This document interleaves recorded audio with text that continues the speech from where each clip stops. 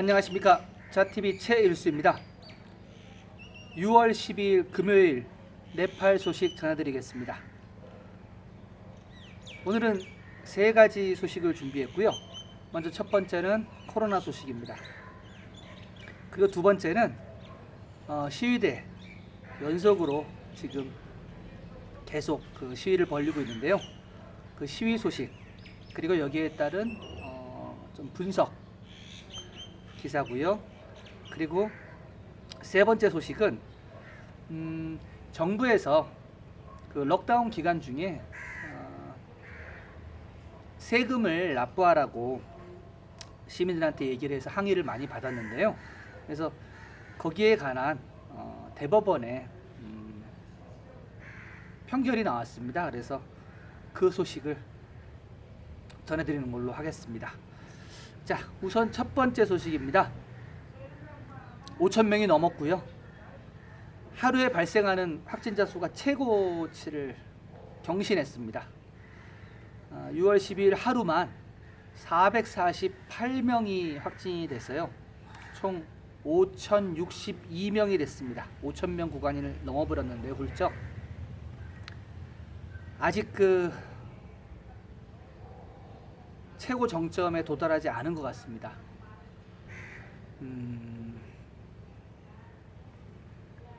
이제 네팔 정부가 준비했던 행동 그 계획에 5,000명에서 10,000명 구간으로 들어갔고요. 좀 더 이제 엄중해지는 상황입니다. 완치자는 16명 늘어서 877명, 속도가 되게 느립니다. 사망자 1명 더 나왔습니다. 아거간치 지역에서 아거간치 디스트릭트에서 12일 전 인디아에서 귀환한 57세 남성이 사망해서 사망자는 공식적으로 16명이 됐습니다. 집중 치료 인원은 494명이 늘었습니다. 엄청나게 늘었습니다. 그래서 집중 치료 지금 총 4,169명이 됐고요. 격리 인원은 빠졌습니다. 격리 인원은 3,963명이 빠져서 158,050명이 050명이 됐고요. PCR 테스트는 5,932건이 늘었습니다. 거의 이제 6,000건에 육박하고요. 그래서 현재 121,862건입니다. 이 PCR 테스트가 빨리 하루에 10,000건 이상으로 늘어나야 됩니다. 근데 굉장히 속도가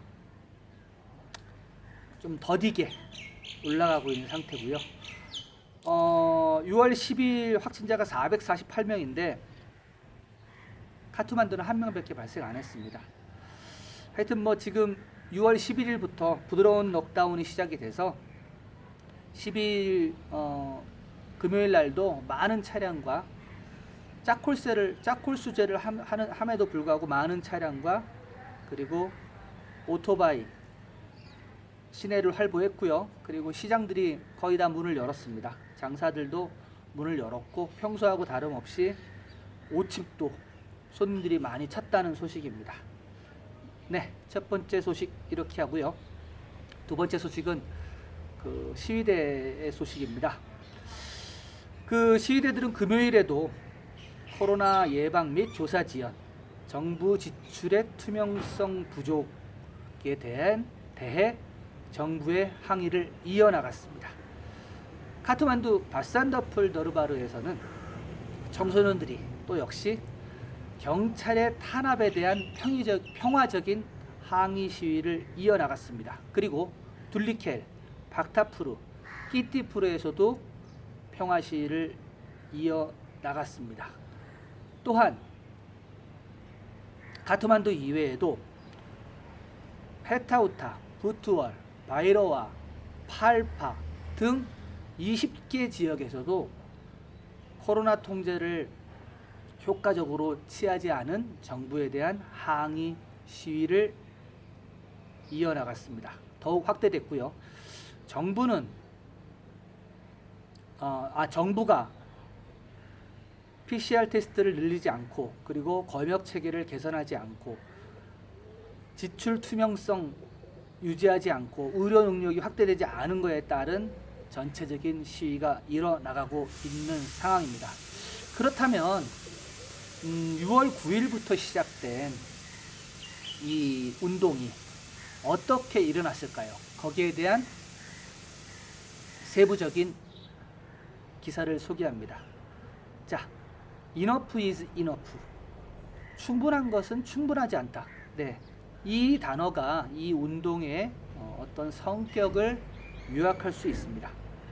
자, 그러면은 이 6월 9일 발루어터 총리 관저 앞에서 시작된 이 시위는 어떻게 시작이 됐을까요? 자, 이것은 처음에 6월 6일 페이스북 그룹이 만들어지기 시작하면서 시작이 됩니다. 자, 그 페이스북 그룹 이름은요, COVID-19 네팔, Enough is Enough 이렇게 해서 만들어졌고요. 맨 처음에는 20명에서 25명의 그룹원들이 만들어졌습니다. 그래서 코비드-19에 대한 정부의 대처가 불충분하다. 그리고 이것을 온라인상에서 항의를 해야 된다 라면서 시작을 한 것이 이 운동의 시초입니다. 그러나 온라인상에서 정부에 대한 항의가 부족하다고 느꼈고, 그래서 그들은 이 운동을 오프라인상으로 말하자면은 그 6월 9일 날 그 발루어터 시위를 말하는 겁니다. 그래서 오프라인 시위를 할 장소를 정했고, 그 시간을 10시부터 12시로 정해서 6월 9일 시위가 시작이 되었습니다. 그런데 이 6월 9일 발루어터 이런 그 시위는 약 한 400명 정도가 모였다고 하는데요.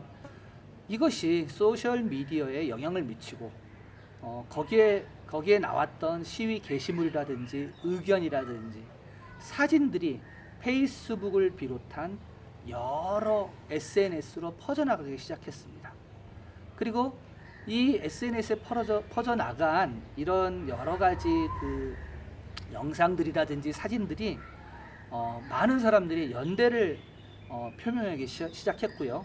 그리고 다른 지역에서도 비슷한 항의를 하기 위한 아이디어를 요청하기 시작했고, 각종 구호와 각종 포스터, 각종 프랭카드, 그리고 그 생수, 마실 물 지원, 그리고 의료 키트 같은 창조적인 각종 아이디어가 나오기 시작했습니다.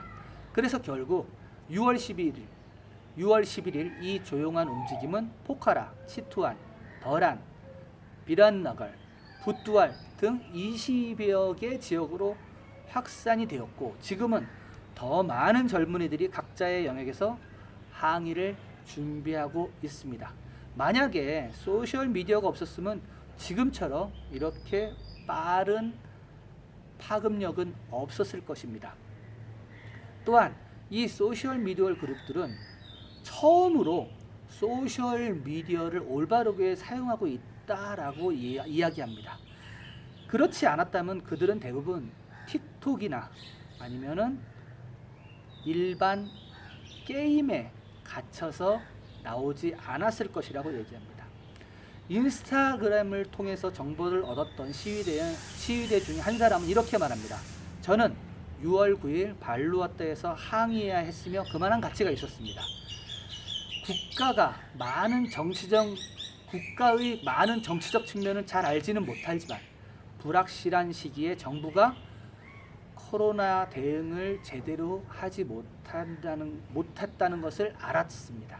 그래서 저는 이 이니셔티브한 운동에 참여하고 싶습니다. 라고 얘기했습니다. 우리는 외부 지원 없이 지금 일을 하고 있습니다. 우리는 모두 시민이며 우리가 원하는 것은 완전하게 기능하는 책임 정부이며 우리가 요구하는 것이 충족되면 언제든지 정부에 대한 압박을 멈출 것이라고 이야기했습니다. 27세 스웨타 판데이 씨도 비슷한 견해를 보여줍니다. 정부가 코비드-19에 맞서 싸우는 접근 방식을 개정할 때까지 항의는 계속될 것입니다. 6월 9일 날 처음으로 발로어터 시위에 참석한 반데이 씨는 처음에는 자기 혼자였지만 지금은 집으로 돌아왔을 때 가족들이 거기에 동감하는 의견을 표명을 했고, 그리고 심지어 아빠조차도 항의 시위에 같이 동참하겠다 얘기하는 것을 들었다고 합니다.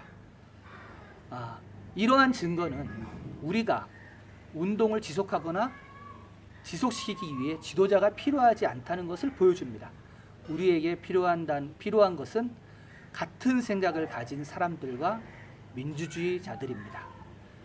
자, 우리 모두는 지도자이고 우리는 정치적이진 않지만 우리에게 무엇이 잘못되고 무엇이 옳은지는 알고 있습니다. 접근 방식이 잘못되었거나 지도자가 필요한 경우 지금까지 우리의 모든 항의 방식은 중단되었을 겁니다. 그러나 우리는 단기간에 번성하고 더 커지고 성장하고 있습니다. 우리는 모든 안전 조치에 따라 평화적인 시위를 원했습니다. 그러나 어떤 사람들은 사회적 혼란을 따르지 않고 우리 의제에 속하지 않는 구호를 외치고 폭력을 우선시하는 단어를 사용하고 있습니다. 이는 우리 모두에게 해롭습니다. 정부처럼 행동하지 마십시오. 평화롭게 함께 갑시다. 네, 6월 6일에 시작된 이 그룹에 지금 그 페이스북 그룹이 있는데요. 어제 제가 확인했습니다. 15만 명이 넘었어요. 15만 명이 넘었고 6월 12일 토요일 10시에 지금 잠시 후 1시간 뒤거든요. 10시에 지금 마이티거르 그 만달라에서 시위가 예고돼 있는 상태고요. 그 마이티거르 그 만달라는 정부 청사에서 되게 가까워요. 되게 가깝고 교통이 굉장히 빈번한 지역이라서 평소에도 시위가 많은 지역이거든요.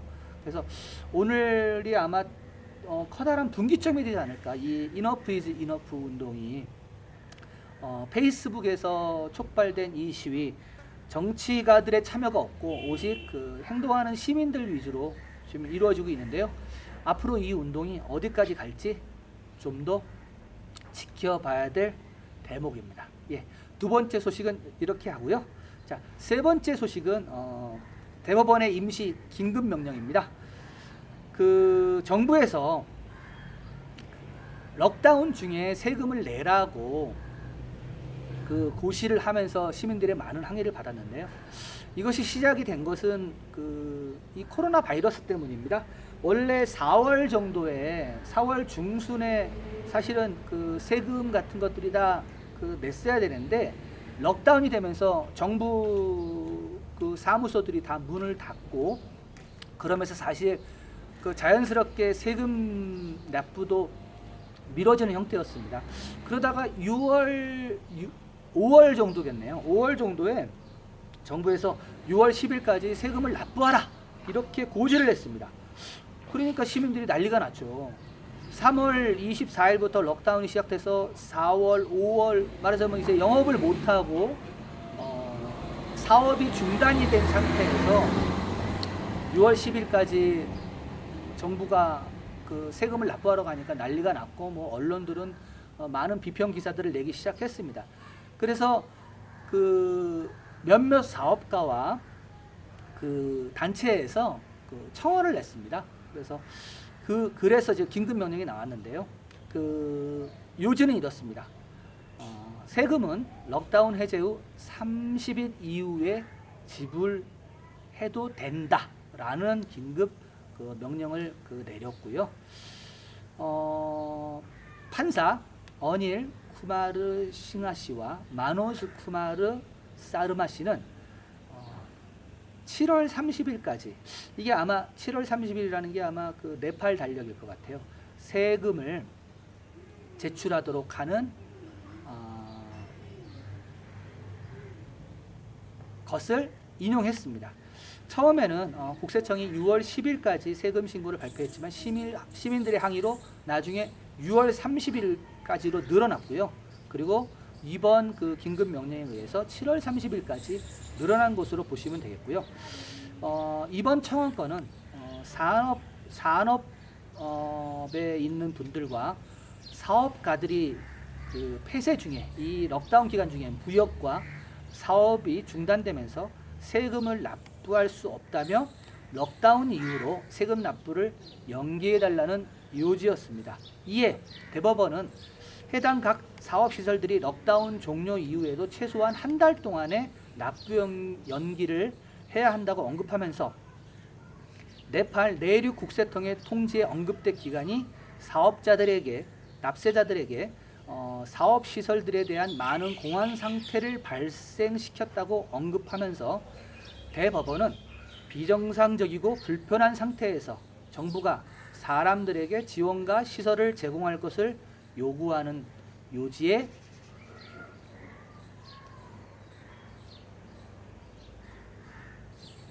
명령을 내렸습니다. 대법원은 럭다운 기간 동안 통지를 이행하지 않고 럭다운 해제 후 30일 이내에 관련 세부사항 및 세금을 제출할 수 있도록 필요한 조치를 요구했습니다. 대법원은 럭다운 이후에도 사회적 거리를 유지하도록 명령했으며 세부사항과 세금 수입을 제출하는 과정과 절차를 단순화시키도록 명령했습니다. 그리고 폐쇄가 시작된 후에도 국가 또는 지역 정부에서 새로운 상황이 발생하고 그로 인한 영향을 받게 되면 기업가는 세금을 공정하게 지불하는 시간 제한 설정 명령을 주문했습니다. 네, 좀 빠르게 좀 그 판결이 나온 것 같고요. 세금을 갖다가 좀 연기시키는 이것이 이제 인용이 되면서 좀 요 세금 납부에 대한 거는 좀 약간 잦아들 것 같습니다. 잦아들 것 같지만은 지금 PCR 테스트 100% 실시하라는 것과 그리고 RDT 테스트 그 폐지하라는 거, 이것은 아마 계속될 것 같습니다. 제가 그 PCR 테스트하고 RDT 테스트를 좀 더 세밀하게 살펴봤는데 보니까 PCR 테스트 같은 경우는 이게 감염이 되고 3일째 되면은 이게 그 결과가 나오더라고요. 그러니까 그 3일째 되면은 대부분 이제 전파를 시작시키는 시점이거든요. 그런데 거기에 대비해서 RDT 테스트 같은 경우는 거의 10일이 지나야지 양성 반응이 나오더라고요. 그러면은 10일이 지나야 된다는 것은 뭐냐면은 3일부터 10일까지 이미 한 7일 동안은 이미 전파를 하고 돌아다닌 거예요. 그렇기 때문에 지금 시위대들이 요구하는 이 RDT를 없애고 PCR을 하라는 이유가 바로 여기에 있습니다. RDT를 해서 양성 반응이 나오면 이미 늦는다는 거죠. 이미 그 사람이 이곳저곳을 다니면서 이 조용한 감염을 일으킨 뒤다른 얘기입니다. 그렇기 때문에 3일 만에 나오는 PCR을 해야 다른 데로 감염이 확산되는 것을 막을 수 있다는 얘기예요. 그래서 이 그 RDT를 폐지하고 빨리 PCR 테스트로 간다는 얘기는 정말 옳은 얘기인 것 같습니다. 자, 오늘 준비한 소식은 여기까지고요. 내일은 또 다른 소식으로 찾아뵐 것을 약속드립니다. 네, 감사합니다. 계속해서 네팔 소식 받아보시길 원하시는 분은 구독과 전체 알림 설정 해주시면 감사하겠습니다. 네, 좋은 하루 되세요.